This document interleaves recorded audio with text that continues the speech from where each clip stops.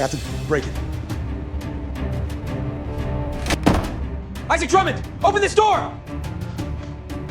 Hands up! Step away! No, I'm ending one. Kill that connection. Too late to stop it! Nothing is too late when I'm in the room. Done. What did you just do? Exactly what you were afraid of. Captain, found the drive. This is your whole case, isn't it? That's what you're supposed to think. You lose, photographer. You just picked up the wrong ending. Open it. Loading now. Captain, there are no files. Created 2 days ago. It never had files. Where is the real evidence? You were walking into it. They seized his hard drive at 6:14 inches the morning and called it a victory. Captain Vince Moreau stood on the sidewalk outside Isaac Drummond's apartment building, the evidence bag dangling from 2 fingers like he was holding a dead rat, and smiled at the 2 officers behind him. "That's it," he said. "That's everything." Isaac watched from the back of the patrol car, wrists zip-tied, and said nothing. He had smiled once, just once, when they pulled the drive from his desk drawer. Moreau had clocked it and filed it away as the desperate grin of a man trying to look braver than he felt. He was wrong. The upload had completed at 5:47. Isaac had been watching the progress bar on his laptop when he heard the knock 3 months earlier. On a Wednesday afternoon in late August, Isaac Drummond stood across the street from Kim's Grocery on Cherry Hill Road and raised his camera. He was not shooting Mr. Kim. He was shooting the man leaning against the Escalade, double-parked at the curb, dark jacket, thick neck, the particular relaxed posture of someone who had done this many times and expected it to go the same way it always did. Through the window of the store, Isaac could see Mr. Kim behind the counter, 67 years old, 22 years in the same building, the same hand-painted sign, the same refrigerator cases humming against the back wall. The owner was nodding at something the man in the jacket was saying, and his hands were below the counter. And when they came up, they were holding an envelope. Isaac took the frame. The shutter click was swallowed by traffic. Mr. Kim's face in that moment, through the glass, through the 200mm lens, caught in the grey August light, was not the face of a man conducting a transaction. It was the face of a man paying a toll. There was no anger in it, just the flat resignation of someone who had been paying this toll long enough that he had stopped expecting it to end. Isaac lowered the camera and walked back to his car. He had found the pattern 6 weeks earlier, almost by accident. A shot he almost deleted. He had filed it away, then found the same Escalade again, and again, and then it stopped being accident and became something else. He started shooting deliberately, methodically, 1 frame, timestamp, copies, move on. By the end of September, he had the Escalade at 19 different locations, all small businesses, all owned by immigrants or first-generation Americans, all on Wednesday afternoons. He ran the plate. It came back to a shell company. The shell company connected to others. The others connected to city contracts. The contracts connected to one man, Captain Vince Moreau of the Baltimore Police Department. That was when Isaac called Angela Reyes. Angela had spent 12 years at the Treasury Department before coming back to Baltimore for her mother's health. She was 54, meticulous. With reading glasses, she was always losing and finding again in her own hair. 3 years earlier, she had been the subject of one of Isaac's portraits for a magazine piece. She had liked the photograph. They had stayed in touch in the way of people who respected each other's competence and did not need to manufacture occasions to prove it. He laid out what he had over the phone. She said nothing for almost a full minute. "Send me everything," she said. "Give me a week." She called back in 4 days. She had been methodical, the kind of methodical that 12 years at the Treasury produced in people who were inclined toward it already. which Angela had been since before she understood what the word meant. She had the shell company chain mapped. She had the contract timeline. She had 4 different LLC principals, who all resolved, eventually, to the same registered agent at an address in Catonsville that turned out to be a strip mall tax prep office. This is organized crime operating inside city government, she said. The contracting fraud, the shell companies, the extortion pattern, it's all connected, and it's federal. A pause. Who else knows? Nobody. Keep it that way until we're ready. They spent 3 more weeks building the package. Angela mapped the money. Isaac built the photographic record. They worked in parallel, checking each other's work, neither of them wasting the other's time. She had never worked with a source who gave her documents pre-organized in forensic accounting format. He had never worked with a financial analyst who could read an extortion pattern from LLC registration filings the way he could read it from photographs. The overlap between their 2 ways of seeing the same thing was, for both of them, unexpectedly efficient. He also added something Angela did not know about until later: 9 photographs of Vince Moreau, taken from distances and angles that required patience and equipment that street photographers did not usually carry. Isaac Drummond had lived in the same Fells Point apartment for 11 years. His neighbors knew him as the quiet man who left before sunrise with a camera bag over his shoulder and came back late smelling like whatever neighborhood he had spent the day in. He kept a fern by the window he remembered to water about half the time. He had a second-hand couch and a good desk, and the kind of second-hand kitchen equipment that suggested someone who cooked without particularly caring about it. They did not know that from 2001 to 2009, he had been a sergeant in an Army intelligence unit whose records were almost entirely classified, a unit that appeared in no public-facing documents and whose members, when asked about their service, said only the name of the brigade and nothing further. His job had been imagery, intelligence reading photographs taken from satellites, drones, and surveillance platforms, finding the one thing in 1,000 things that did not belong. He could look at a thermal satellite image of an empty parking lot and tell you how many vehicles had been there 4 hours ago, what direction they had left, and whether there had been someone waiting in the tree line. The skill was not supernatural. It was discipline and pattern recognition and the willingness to look at something ordinary for long enough that you understood what it actually was. He had done it for 8 years in 2 wars, in ways that never appeared on any public record. He had come home and picked up a camera because it was the best instrument he knew for doing the same thing in peacetime. What Moreau saw when he pulled Isaac's military file was a name, a rank, an honorable discharge, and almost nothing else. He should have paid more attention to the almost. Isaac had known they were coming. Bryce Stahl, Moreau's collection man, had driven past his building twice in the same week in a truck that had no business in Fells Point. Isaac photographed both passes, ran the plates, found the name, traced it back through county employment records and his own archive until the thread connected Stahl to Moreau. Surveillance passes meant they were close to moving. He had 9 days. He used every one. He spent the first 2 days finishing the photographic package, making sure every frame was time-stamped, geotagged, and cross-referenced against the financial records Angela had built.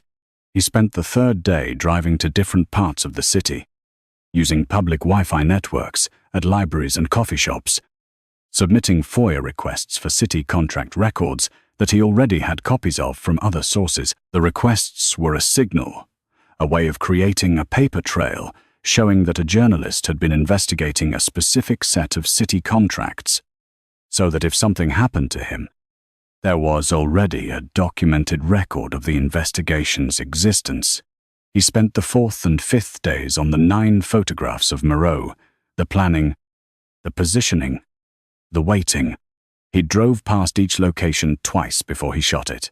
The gym on Guilford Avenue took 3 mornings. The corner of Fayette and Calvert took 4. He spent the 6th day with Angela. going through every document one more time, looking for gaps. She found 2. He filled them. She said, "This is enough." He said, "I know." The 7th day, he did nothing. He shot pictures of the harbor. He ate lunch at a counter stool in a place he liked on Eastern Avenue. He sat in his car afterward and watched boats move and thought about the 9 photographs and thought about the 10 businesses he had not yet been able to document, the ones where he had seen the Escalade but had not been able to get a clean shot of the exchange. The case was complete without them. He knew it was complete, but 19 was better than 9. And he had 3 more days. He used all 3. The hard drive was the last thing he built. It took 2 hours. The case. The label in black marker. The single empty folder inside, named Bang Chung, which was Vietnamese for evidence, and which no one in the Baltimore Police Department was likely to recognize. He chose Vietnamese because he needed something that looked like a file name to someone who did not know the language and looked like a label to someone who did. He needed them to think they had found the evidence. Open the folder, find nothing, and spend 20 minutes trying to figure out what had happened. 20 minutes during which they were standing in his apartment with a seized drive that contained nothing, having arrested a journalist on a fabricated warrant. And every second of that would be documented. The folder held no files. The drive had been created 48 hours earlier and had never contained a single document. He placed it in the most obvious location in his apartment, center drawer of the desk. Not locked. Visible without searching. For one reason, he wanted them to take it, because taking it was a crime. They would think they were seizing evidence. What they were actually doing was creating it. New evidence. Against themselves. That would be added to everything already in transit. The logic was the same one he had learned in a different context.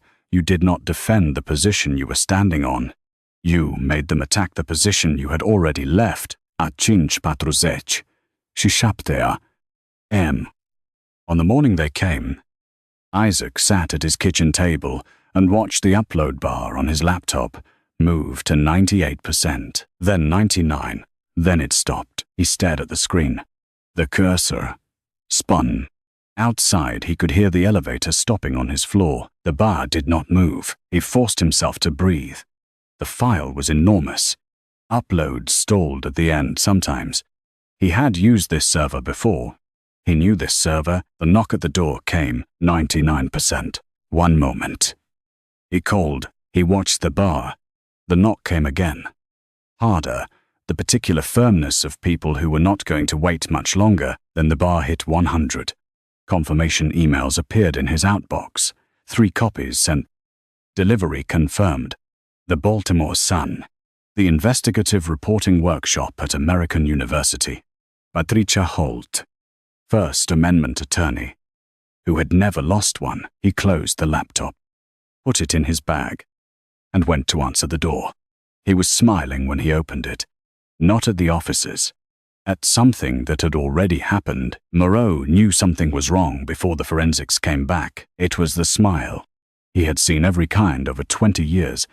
Scared. Defiant. Calculated. The 2 calm smiles of people who had been through the system before. The smile Isaac Drummond had worn when they lifted the drive was none of those. It was private. Done with something. The call from his tech came at 9:00 a.m. The drive was empty. One folder. No files. Created 2 days ago. Moreau sat in his car in the station parking lot and ran through it carefully. The photographer had built the drive as bait, placed it where they would find it, taken it in a way that looked like evidence preservation, named in a language no one on his team would recognize, and taking it had been a mistake, because seizing a journalist's materials on a fabricated warrant was its own federal violation. They had not just arrested the wrong man, they had walked into a trap and committed a new crime on the way in. He got out of the car and went inside and pulled the seized camera. The battered Nikon the evidence officer had nearly overlooked, because the drive was the obvious target, and obvious targets were what people looked for. He had the images downloaded, 843 photographs. He scrolled until he found the nine photographs of Vince Moreau outside his home, a Tuesday morning. Garbage bins on the curb. Moreau in running clothes he had not quite earned the right to wear anymore. Checking his phone, outside his gym on Guilford Avenue, a Thursday, early. The way serious people used gyms at a time when most people were still asleep. Outside the restaurant where he had lunch on Fridays with the city council member who chaired the public safety committee, a shot through the window. The two of them at their usual corner table. Something that read as easy familiarity.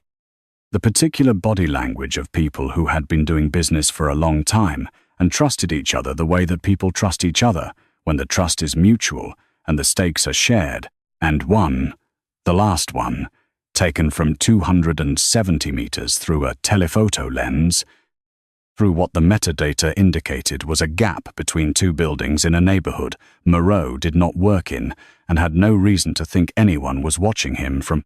A photograph of Moreau passing a manila envelope to the assistant city solicitor on a Tuesday afternoon at the corner of Fayette and Calvert, sharp enough to read the label on the envelope, sharp enough to see Moreau's expression, which was the relaxed confidence of a man who believed he was unobserved. He sat with that photograph for a long time. Nobody took clear photographs at 270 meters in an urban environment. Nobody who had not been specifically trained to do that, with specific equipment, in a context where being wrong had consequences that ordinary photographers did not have to think about. Moreau had pulled the military file and found almost nothing. He understood now what almost nothing meant. In that context, it did not mean the man had done nothing. It meant that what he had done was the kind of thing that did not appear in public records. He called Bryce Stoll. I need you to find out who helped him with the financial work. The numbers. He did not do that himself. Stoll found Angela Reyes in 4 hours. Her name was attached to published federal work. Her address was in Charles Village. Angela visited her mother every Sunday morning at the facility in Pikesville. She brought the same thing every week, a container of congee from the restaurant on North Avenue her mother had liked since before the diagnosis. She would sit for 2 hours, sometimes talking, sometimes just sitting. She had not missed a Sunday in 3 years. Moreau thought about what he was willing to do. Then he picked up a phone he did not use often and made a call. At 2:00 p.m. While Isaac was still in the interview room waiting for Patricia Holt, 2 men appeared in the lobby of Angela's building. They did not touch her. They did not need to. They stood where she could see them from the elevator. And one held up a photograph of Angela's mother outside the assisted living facility in Pikesville, where she had lived for 3 years. Angela called Patricia Holt's office at 2:07. Isaac was released at 2:47. Patricia handed him his camera bag and a coffee on the sidewalk and said, "Carefully, they went to Angela's building. She's safe. She's with a friend. But they found her." Isaac's jaw tightened. Her mother, fine. Angela called ahead. Patricia watched his face. He's scared. He would not escalate like this if he thought the game was already lost, which means he does not know the package is already out. Isaac said slowly, if he knew the son had it, he would be calling a lawyer, not leaning on a source. He still thinks there is something to stop. He processed this. He is playing defense. That is actually good for us. He called Angela from Patricia's phone.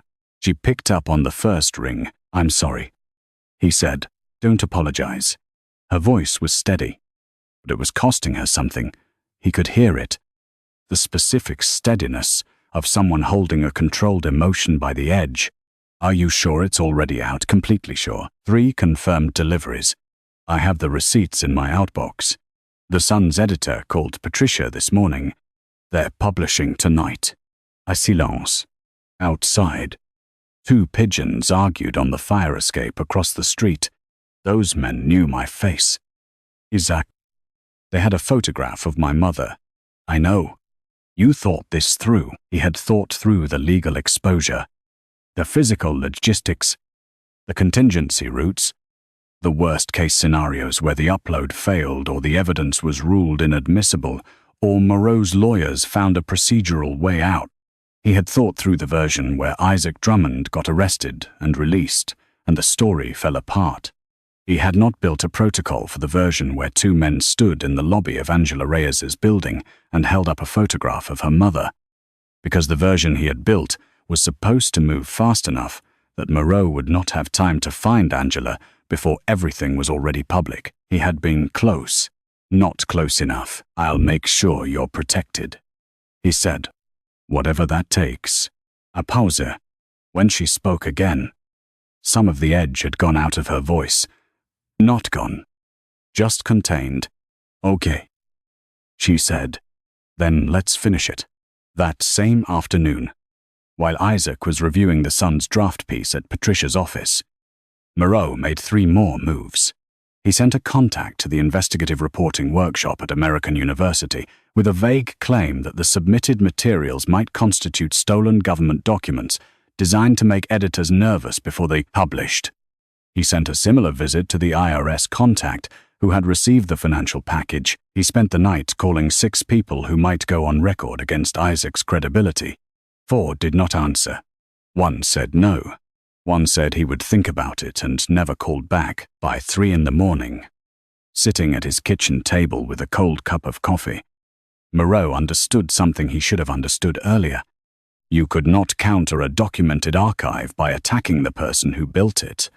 The photographs existed independent of Isaac Drummond's reputation. The financial records were the financial records. He could discredit a witness. He could not discredit evidence that was already being reviewed by editors and attorneys who had been doing this for decades. He went to bed. He did not sleep. What Moreau did not know was that Carol Okonkwo at the Maryland Inspector General's office had been building her own case against the city's contracting irregularities for 22 months. She had come at it from the budget side, anomalies in the Public Safety Contracting Office, payments that went to companies with no verifiable employees, contracts that had been approved too quickly and reviewed too rarely. She had the shell company chain and the financial map and a picture of how the money moved, but she could not prove where it came from or who it was actually serving. The extortion network, the direct link between the contracts and the small businesses paying protection money, was the piece she had been trying to find for nearly 2 years. Isaac's package, arriving in her secure inbox at 5:53 a.m., gave it to her. She read it in her car, parked outside her apartment building in the dark, because she could not wait to get upstairs. She read it twice. Then she called her supervisor, who did not pick up. And then she called the direct line for the State Attorney General's senior deputy, who she had spoken to twice in 2 years, and left a message that said, "Call me as soon as you get this. I have it. B90 a.m. She was on the phone with the AG's office. B10 p.m. The Attorney General had personally assigned 2 senior investigators. The FBI received a courtesy notification. The state was moving. Coordination was welcome, but not required. The FBI moved considerably faster after that phone call than they had been moving before it. The Sun published its first piece at 4:00 p.m. It named Moreau. It named the companies.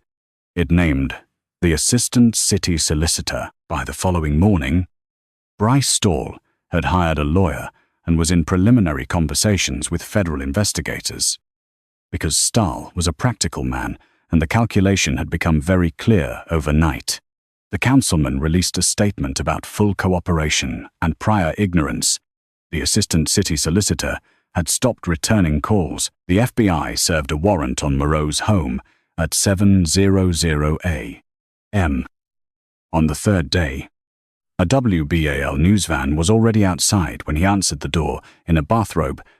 He stepped back from the door without speaking. Inside, agents moved through rooms with practiced efficiency. When the last box left, An agent handed Moreau a receipt and said, "With professional neutrality, we'll be in touch." Moreau read the receipt. Everything on it was real. 4 years. 1 photographer. 3 months. Rubble. 2 weeks later, Moreau called Isaac from a number Isaac did not recognize. "I want to understand something." His voice was controlled. But the control was costing him now. "You knew we were coming for the drive. I knew it was possible. You built it. The empty folder. You wanted us to take it. I wanted you to commit an additional crime while you were already being documented, committing others." Isaac said, "Taking a journalist's materials on a fabricated warrant. That is, its own federal violation. The folder was the trap inside the trap. A pause. The camera. You knew we would miss it. Your people were looking for the drive. You find what you are looking for and stop looking. I have seen that happen in other contexts." Isaac paused. "Your confirmation bias made the decision for you. The photographs at 270 meters. Clear day. Good glass. Silence. Your military record was blank. Most of it. What did you actually do?" "I looked at photographs for a living and figured out what was in them." Isaac said, "He still do. Just different photographs." When Moreau spoke again, something had gone out of his voice. Not remorse, but the specific deflation of a man who has run his last calculation and found the result. "Was it always about the businesses? Or about me?" "Always about the businesses." Isaac said, "You were just the mechanism." He ended the call. The federal indictments named 12 people. Bryce Stahl, seated at the defense table with the posture of a man who had already signed a cooperation agreement and was waiting to see what it brought him. 2 patrol officers who had spent 4 years not asking questions about what Moreau's people were doing on their beats. 3 collection men, none of them known by their real names to the people they collected from. The assistant city solicitor, who had stopped returning calls the week the Sun piece ran and had spent the intervening weeks running through lawyers until he found one who told him what he wanted to hear. 2 LLC principals, men who had attended business school and knew exactly what they were doing. 1 official from the city contracting office, and Vince Moreau, who sat at the far end of the defense table and looked at nothing in particular and showed nothing on his face that would have told you anything at all about what he was thinking. As each name was read, something else was also named, the years of harm that had gone unnamed. 19 businesses, a dry cleaner, a Haitian restaurant, a Vietnamese nail salon, a hardware store, 3 convenience stores, a Caribbean bakery, a barbershop, 2 laundromats, a bookkeeper's office, a tailor, a check cashing place, a florist, a Chinese takeout, a furniture repair shop, Kim's grocery. Each of them had been paying in isolation, each believing they were alone in it, each calculating that the cost of silence was less than the cost of fighting something they could not name. When the Sun's piece ran, and they learned there had been 18 others doing the same thing in the same neighborhood, that their isolation had been manufactured, had been the point. The reaction the paper documented in a follow-up piece was something the reporter described as complicated. Part relief, part a grief that had no clean name. The specific grief of people who learned that something they suffered alone was shared, and that their shared silence had cost all of them. 3 of the 19 businesses had already closed. The piece named those 2. Isaac found Mr. Kim at Kim's grocery on a Thursday morning, restocking the refrigerator case near the back of the store, same as he always had. He asked if he could take his photograph. Mr. Kim looked at him for a moment without speaking. Then he nodded. Isaac took 3 frames. The third one was the one Mr. Kim in front of the refrigerator case, the grey light from the front window falling across the left side of his face, holding something between relief and exhaustion that had no clean English word for it, the face of a man who had paid a toll for 3 years and had finally, without entirely understanding how it had ended, stopped paying it. The photograph ran on the front page of the Sun's weekend magazine 6 weeks later. It's above a piece about 19 businesses and 4 years, and the families who had considered leaving and had stayed and would have given anything for a different reason to stay. The magazine received more letters about that story than about anything it had published in the previous 2 years. Most of them said some version of the same thing. We did not know this was happening. 2 blocks from us, in our city, Angela moved her mother to a different facility, under a different name. It cost money Isaac helped with, and she accepted without argument. She still called him, occasionally, a financial document she was analyzing, a reference she needed, a question that was, and was not just a question. The door he had not meant to open quite that wide was open. He had made his peace with it. What he had not told anyone, not Angela, not Patricia, not the reporters who asked how he had stayed calm through the arrest and the station and the zip ties and Moreau's smile on the sidewalk, was the 10 seconds at 99%. The bar. Stop. The cursor. Spinning. The knock at the door he had carried. For those 10 seconds. The genuine possibility that everything had failed at the last moment. All 3 months of work. All 4 months of preparation. All the photographs and financial records and legal strategy and contingency plans. And the bar had stopped at 99%, and the knock had come, and he had called out one moment to officers who were not going to wait much longer. And he had watched the screen and stayed functional. Because the alternative was not useful. What he had found in those 10 seconds was not calm. Calm was the wrong word. It was something harder than calm, the discipline of a man who had learned, in other contexts, to remain operational in the moment before the outcome was known. Because falling apart in that moment helped nothing, and helped no one, and wasted the only seconds that might still matter. You planned as carefully as you could. You accepted that something would go wrong. You stayed present anyway, and the bar either hit 100 or it did not. And the only thing you could control was whether you had done the work well enough that one bad second could not undo it. He had done the work. He cleaned the Nikon at his kitchen table that evening, the way he always did after a long assignment. Old habit. The apartment smelled faintly of dark-room chemicals it had not been used for in a decade. The fern by the window needed water. He got up and watered it, and stood at the window looking at the street below, and thought about Mr. Kim's face through the glass on a Wednesday afternoon in August, and the man with the envelope, and the bar at 99%, and the way a good photograph could hold all of those things at once, the toll and the resilience and the moment of not knowing.